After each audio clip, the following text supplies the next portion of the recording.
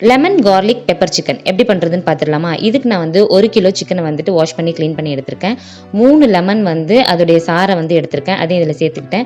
தேவையான அளவுக்கு உப்பு, அப்புறமா வந்து தேவையான அளவுக்கு பெப்பர் சேர்த்துருக்கேன். 1 டேபிள் ஸ்பூன் போல் இஞ்சி பூண்டு விழுத்து சேர்த்துருக்கேன்.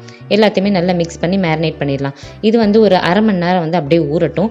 ஊறினதுக்கப்புறம் ஒரு பேனில் கோகோனட் ஆயில் சேர்த்துருக்கேன். ஒரு 3 டேபிள் ஸ்பூன் போல் சேர்த்துருக்கேன்.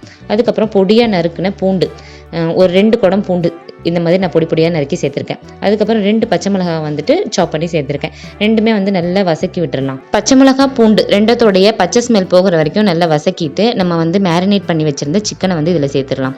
சிக்கனை சேர்க்கும் போது அந்த மேரினேட் பண்ணி வச்சுருந்த அந்த ஜூஸோடு சேர்த்துக்கோங்க. அந்த லெமன் ஜூஸோடு சேர்த்து இந்த மாதிரி மூடி வச்சிடலாம்.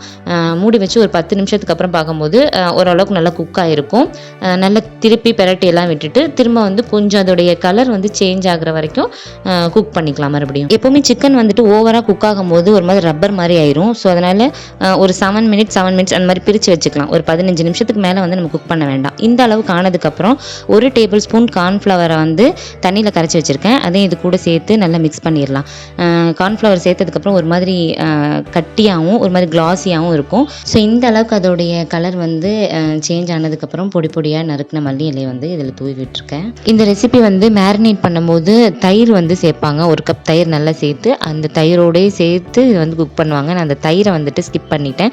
ஸோ வெறும் அந்த லெமனோடைய டேஸ்ட் தெரியணும் அப்படிங்கிறதுக்காக இந்த மாதிரி நான் பண்ணியிருக்கேன். எப்போவுமே சிக்கன் மேரினேட் பண்ணும்போது 1 டேபிள் ஸ்பூன் நெய் அப்படி இல்லைன்னா பட்டர் நீங்கள் சேர்த்திங்க அப்படின்னா சிக்கனை குக் பண்ணும்போது அதோடைய ஸ்மெல்லும் அரோமாவும் சூப்பராக இருக்கும். அதே சமயத்தில் வந்துட்டு டக்குன்னு வந்து கறி பிடிக்காது. டக்குன்னு ஒரு ஸ்டார்டர் ரெசிபி பண்ணணும் அப்படின்னா கண்டிப்பாக இந்த மாதிரி ட்ரை பண்ணலாம். டேஸ்ட் வந்து சூப்பராக இருந்தது. ஸோ இந்த வீடியோ உங்களுக்கு பிடிச்சிருந்தது அப்படின்னா எம்மி ஃபுட்டிக்கு சப்ஸ்கிரைப் பண்ணுங்கள். தேங்க்ஸ் ஃபார் வாட்சிங்.